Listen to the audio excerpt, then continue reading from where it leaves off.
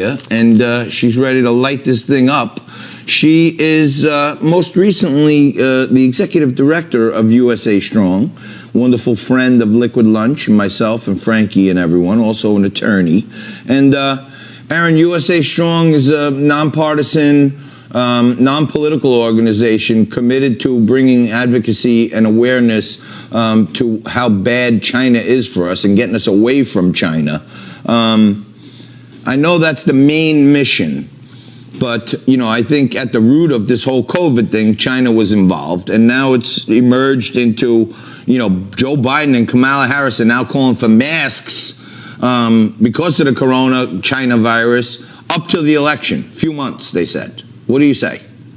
I just don't understand where Joe Biden gets the constitutional authority to make these kinds of calls. He's campaigning from his basement nonetheless, but what is he really suggesting here? He doesn't have access to private press briefings or private medical information. He's online playing internet doctor, making suggestions for the American people with no medical basis or foundation in reality whatsoever. He should be out there campaigning for what he would like to do for the American people and maybe cleaning up his horrible track record following Bill Clinton's crime bill and incarcerating more African-American men than any sitting president in the history of the United States.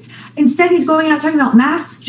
It's almost like he says, I have an idea, masks for everybody. Everybody gets a car, like the Oprah of masks. And it really makes no sense, and it completely defies logic.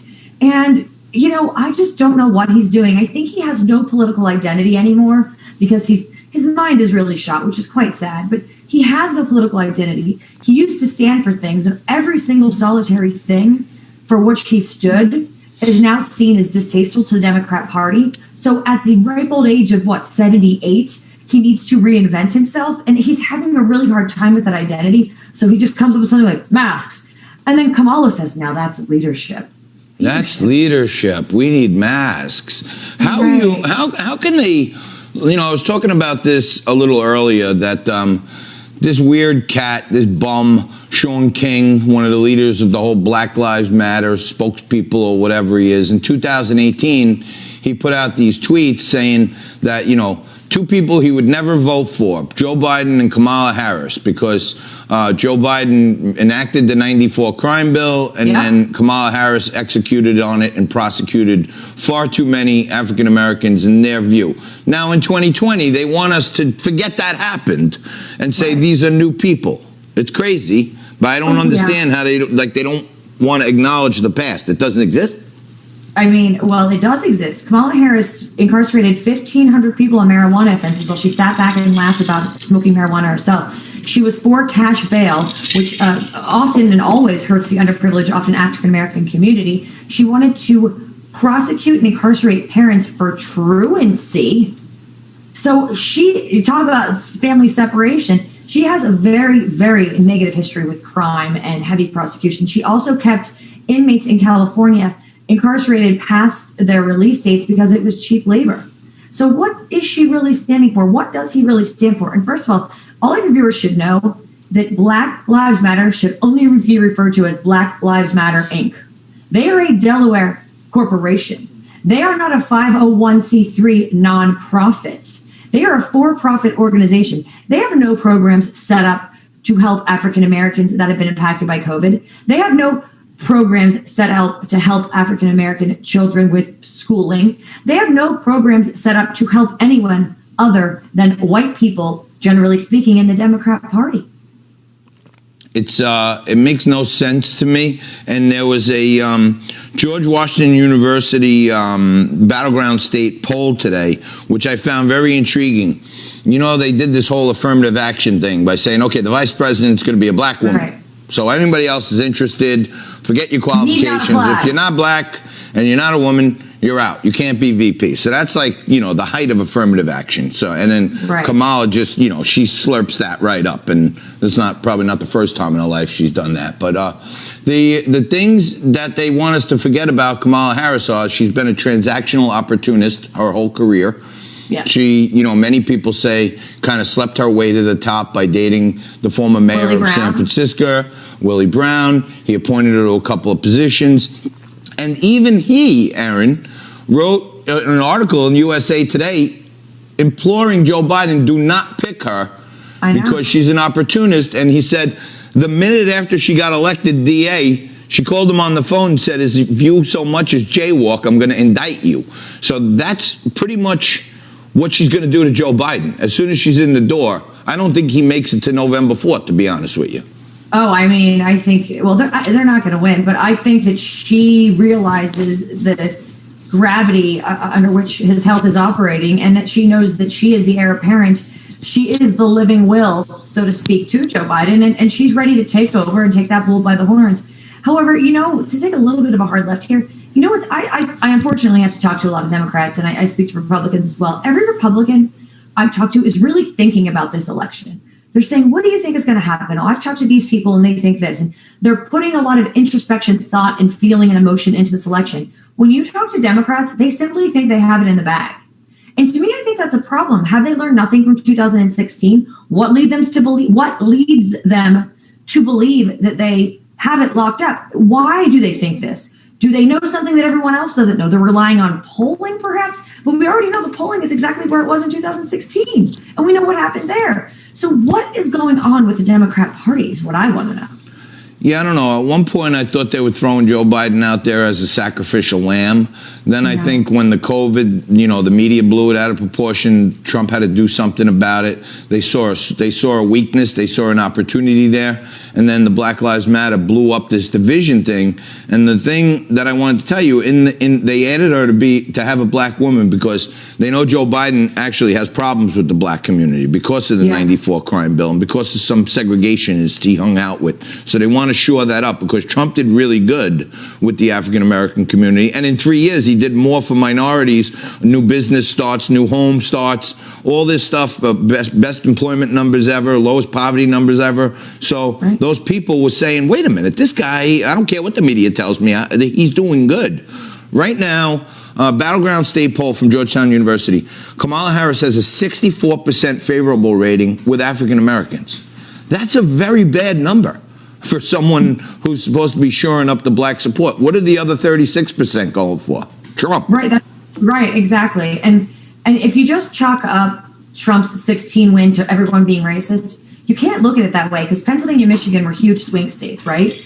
And a lot of those Obama voters voted for Trump. So you can't really chalk this up to some sort of racism. And the other demographic that people are really, really looking to right now is that suburban woman. And the Democrats don't really have a good game with them. They're saying defund the police. And the suburban woman thinks that's a terrifying proposition. I have children. I want to be safe. And the suburban woman mom wants to go back to school. And they're saying, no, you can't go back to school. It's too dangerous. That's why you heard Governor Cuomo say, that's it. We're going back to school because he's been reading the polling data that says that's polling very terribly with the suburban mom. So this Democrat Party and Joe Biden and Kamala Harris, they really have a lot of work to do with their identity and their favorability. And the other thing about Kamala is she does not bode well with women. She comes back and comes off as acerbic and nasty and not very kind. And that really got Hillary Clinton in a lot of trouble as well. I think the one thing they were going after here with Kamala Harris is because she was a prosecutor and she did her darndest to try to destroy Brett Kavanaugh and his family's life. So I think they know that Joe Biden doesn't have much fight in him. So I think one of the things is they want to use her as an attack dog, and she's going to say and do anything they tell her. Oh, of course, she's a puppet. But the problem is that, in a debate with Mike Pence, he's an attorney. He had a talk radio show back in the day. He knows what he's doing on the big stage. I don't think that she'll mop the floor with him in any way, shape, or form. I think he'll hold his own, and he'll do it with a level of decorum and tone and just consistency. And I think he will be a very, very, very solid contender against Kamala. All right. We got to leave it there. You're the best. I wanted to ask you something. I saw some video of you and your buddy dressing Jane. That you were both on different Foxes in the same day. You were on the same Fox in the same day. Same different Fox. Times, yeah. Same Foxes on the same Fox in the same day. Like it. But I got to tell you something about that. I know you're so busy. So I was on that show and wait, the senator. Hang on. Can you hang out for another segment? We'll talk a little more. Yes, I have gossip. Okay.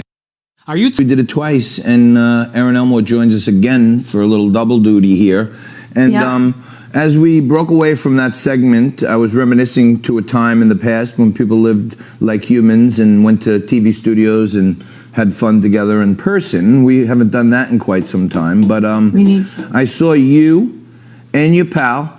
I think she goes on the Dressing Jane on Instagram. Dressing Jane, yeah. And I saw both of you on the same channel, Fox 29, on the same day. And I mean, how cool are you? How cool are your friends? I mean, she's the best. We'll have her on. Hi, Elisa, Dressing Jane. But I was going to tell you a little story, but then I decided I'm going to tell you another story. All right. So wait. You said you had some gossip for me on I have Fox gossip. 29. You're Okay, not going to give me that now? You just let me on? I'll give it to you quick. I'll give it to you quick and dirty. Quick and dirty. I was on, and the host said, no one interrupt each other. No one interrupt each other. So I'm sitting there, not interrupting as they're calling. The other guy's going, Trump's racist, Trump's racist, Trump's racist. And I'm sitting there just, whatever, smiling in my little box. And then he lets me talk, the host that is, and the other guy starts talking over me. Everyone knows the first rule is don't interrupt. I also thought you learned that in kindergarten too, or from your parents. And I said, please don't interrupt me. Well, you would have thought I called his mother a dirty name because I got in all kinds of trouble. Really? And the moral of the story is twofold. He interrupted me, and that's the ultimate sin. And two, if I were another man, would they have reprimanded me? No, they just don't want a woman to step out of turn. So these Democrats that are reprimanding me should really realize, A, he was an interrupter, and B, you're being sexist. So stick that in your pipe and smoke it, right? Yeah, all right. I like that. Well, you can interrupt me anytime you want, and I'm never going to get mad about it, all right? And I want, if Fox 29 is going to be little bitches, then I want you and Alicia on this show, and you got to come on together. We'll laugh. We'll do that anytime. All right. So now tell me this. I am talking about days gone by when you used to come in the studio. You used to spend the whole 2 hours with me and co-host with me and all that other stuff. So fun. When are you coming back? What is happening? So I agreed with my husband that I was going to come back. But then yesterday, I see that the principal, if you will, of my son's school published, and this is a private school, by the way, published a scathing anti-Trump op-ed. It was a scathing, terrible, terrible op-ed voicing his political views. So I just wanted to read you what I wrote back. Please do. Are there any curses in it? No. Okay, perfect. Dear principal, blah, blah, blah. I won't say his name. Wait, that's not it. Hold on. Give me one more second. Well, what's the school? What's the school? I don't want to say. Should I say it? Yeah, I mean, all right, then let it rip. It's the Haverford School. The Haverford School. The Haverford Boys School. I'm saying, yeah. Nobody's, it's not like. And his name is Dr. Noggle, the headmaster. The Dr. Noggle. Dear Dr. Noggle, while I respect your opinion, I'm terrified. I'm a hugely unapologetic supporter of the president, and I wanted to talk about my qualifications. This is my career, my life's work, and my passion. My son knows how I feel and respects my work. Given all of this, like I said, I'm terrified. First, are you going to punish him for my political views? Second, are you going to try to indoctrinate him to your way of thinking? I'm not paying X number of dollars of hard-earned money a year for my kid to turn out a Democrat. Wow. That is quite amazing. Now, it's not like people don't worry about saying the name of the school, because it's not like people on our show are going to go Google up Haverford School. And if anybody was going to do it, it would be me. So the headmaster, in fact, is John A. Nagel, retired lieutenant colonel from the U.S. Army, and former president of the Center for American Security, an expert in counterinsurgency. So it looks like he's part of the counterinsurgency against the Trump presidency, if you ask me. And he's part of the insurgency to get a job in the White House. That's what he's lobbying for right now in a Democrat one. You think he's lobbying to get into a Joe Biden White House? Because where we live in Pennsylvania has a close proximity to Delaware, and from what I understand, he may or may not have a relationship with some of the Bidens. So we don't know for sure, but you think that there is some kind of possibly relationship in there. And there was rumors swirling in 2016 that he was going to get a job in failed Hillary's administration. We see how that turned out. So he's going to be 2 for 2 here. How scary is this that these schools that they're charged with teaching our kids American history, courtesy and politeness and educating them, and, molding their brains. And they basically bastardized that whole process to turn it into programming of these kids. Like, we don't need our schools pushing political views on little kids. It doesn't make sense. I mean, I'm really upset by it. And I'm sure he's getting 50-50, just like the country split down the middle. There's half of the population that's thrilled with his rhetoric, and the other half is furious. And is that really how you want to really run a school, expensive school, with a lot of competition in the area? No, it doesn't make sense. And Michael Jordan, if you watch the ESPN series The Last Dance, when it talked about Michael Jordan's his career, how he advanced, and talked about when he started getting his Nike contract, that people in sports were encouraging him to be more political views. And Jordan said it best, like a real true businessman. Jordan said, "Hey man, Republicans buy sneakers too." You know what I mean? And Jordan knew right there, I don't want to cut off 50% of my audience because I take some political views. I wish some of these people who are leaders in education would act the same, because you're probably spending 40, 50 grand a year to have your kid in the Haverford school, and at the same time, they're doing things to your kid that you don't want happening. I mean, this was really the icing on the cake for me. There were emails that went out about white privilege over the summer and links to CNN clips. And I largely remained silent. And I think now, I wrote him an email yesterday, the one that I read to you in part. I want a response. And I have a platform, and I'm going to use my platform. And he should really respond. He issued a fake apology yesterday. And he said, "I believe in the First Amendment," which is, he's alluding to the freedom of speech. But the problem is, he's not a government entity. The school is not a government entity. This is a private place and a private forum, and it's not really dictated by the freedom of speech. It's more dictated by the marketplace of free ideas. And hey, Erin, listen to this, because we got a minute left. I wanted to bring this up. I talked about it the other day. We got 1 minute left. Nike pays LeBron James $38.6 million a year. The factory workers that make the Nike shoes are making 20 cents an hour and working 80 hours a week. So Nike can profit enough to pay LeBron James $38 million to come out against oppression and injustice. How crazy is this in our final 30? I'm sorry, but all about China. They're really enslaving people. I mean, I just read an article that was published in Town Hall yesterday about this, about how the Basketball Association is so corrupt morally and spiritually and financially. They're saying that all of these lives that are important and slavery is terrible. Well, these Chinese people making these shoes are slaves. They are treated worse than any population that's ever existed in the United States of America. Yet they feign concern here at home, but they're pocketing on the slavery in China. And it's abhorrent and it's appalling, and we should have to boycott Nike and I would love that. I've been asking school moms when they start shopping this year, if the kids go back to school, buy Under Armour, buy Adidas, don't buy Nike. Erin, thank you so much. You're the bomb. Thanks for staying with us for an extra segment. And thank you. You and Dressing Jane for a little COVID fashion feature next week. I love it. And make sure everyone follows Proud USA Strong. Proud USA Strong. Proud USA Strong. Erin Elmore, thank you. you. Quick break. More Liquid Lunch right after this.